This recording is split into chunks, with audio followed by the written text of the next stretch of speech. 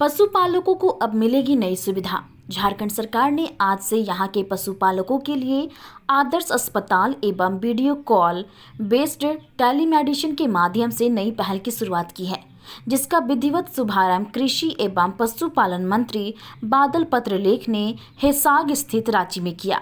निश्चित तौर पर यह कहा जा सकता है कि सरकार की इस शुरुआत से पशुपालकों को लाभ मिल सकता है।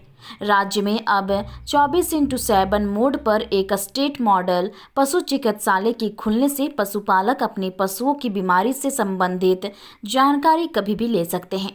इस कार्यक्रम में आए झारखंड के कृषि विभाग के सचिव अब्बू बकर सिद्दीकी चिकित्सा को एक अच्छी सलाह दी।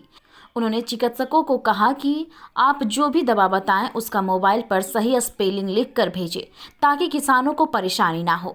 राज्य के कृषि एवं पशुपालन मंत्री बादल पत्रलेख ने कहा कि अभी जो आदर्श अस्पताल का शुभारंभ हुआ है वह इच्छा शक्ति के आधार पर कम बजट पर शुरू की गई है, परंतु आने वाले समय में मॉडल उपकरणों से सुसज्जित अस्पतालों को खोलने का प्रावधान होगा। साथ ही 236 पशु एम्बुलेंस भी लाने वाले हैं। उन्होंने बताया कि इस वीडियो कॉन्फ्रेंसिंग के माध्यम से पशुओं के चिकित्सा की सुविधा उपलब्ध कराने के बाद उनसे पशुओं की क्या स्थिति है इस विषय में भी लगातार फॉलो अप लिया जाएगा। आज वो सफल हो रहा है क्या? बिल्कुल, आज विभाग के लिए स्वर्णिम दिन है और हम लोगों की जो सोच थी वो धरातल पर उतरा है।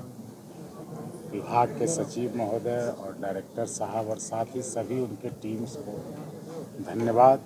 और यह एक शुरुआत है। जो हमारा मॉडल अस्पताल 24/7 शुरू हुआ है, आप वहाँ देखेंगे कि मॉडर्न इक्विपमेंट से लेस यह अस्पताल और भी जगह पर इस तरह के अस्पताल खोलने का प्रोत्साहन करेगा। और हम लोग जो मॉडल हॉस्पिटल का जो हमने कल्पना किया है, जो बगल में ही माननीय मुख्यमंत्री जी को हाथों शिलान्यास होना है, उसकी रूपरेखा उसका प्रैक्टिकल करना शुरू कर दिया है ताकि जब हम बिल्डिंग बना लें तो तुरंत ही वो शुरू हो जाए। ये नहीं कि रिसोर्सेज की कमी है, इसकी कमी है, वो नहीं। हम पहले ही हमारा जो बिल्डिंग था उसको जीर्णोद्धार किए और उसमें कम बजट में बिल्कुल अलग से पैसे नहीं लेकर इच्छा शक्ति के बल पर हमारे डायरेक्टर ने, डॉक्टर्स ने, हमारे सेक्रेटरी साहब ने उसको शुरू करवाया। माननीय मुख्यमंत्री जी का जो सोच है वो विभाग धरातल पर उतार रहा है।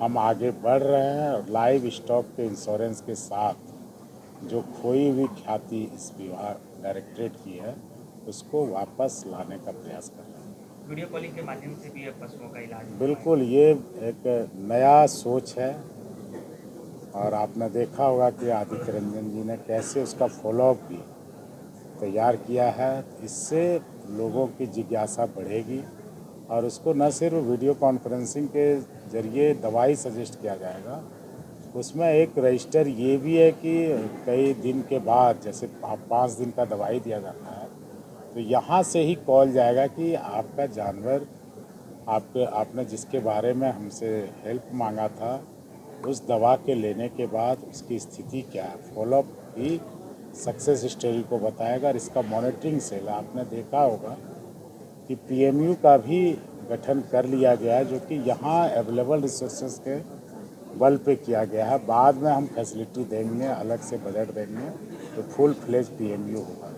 तो जब चीज़ों को डायरेक्शन मिल रहा है, मॉनिटरिंग किया जा रहा है, तो ये इतना बड़ा प्रभाव अब काम करना शुरू कर दिया है। लोगों की ट्रेनिंग दी जा रही है, लोगों से फीडबैक लिया गया है और उस फीडबैक पर हम अमल कर रहे हैं। ये अच्छी बात है और इन लोगों में नई ऊर्जा भरने का काम विभाग कर रहा है। फीडबैक के दौरान ये भी पता चला है कि उद्घाटन कोर्ट में की जो स्टाफ है उसकी काफ़ी ज़्यादा बहुत कमी है। हमने कहा है कि यदि तुरंत संभव न हो तो आउटसोर्सिंग के माध्यम से भी इन्हें वर्किंग हैंड्स अवेलेबल कराएं।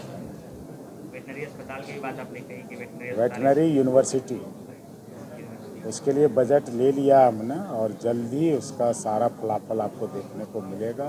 जो काफ़ी दिन से चर्चा में था उसे धरातल पर उतरने का प्रयास किया जा रहा है।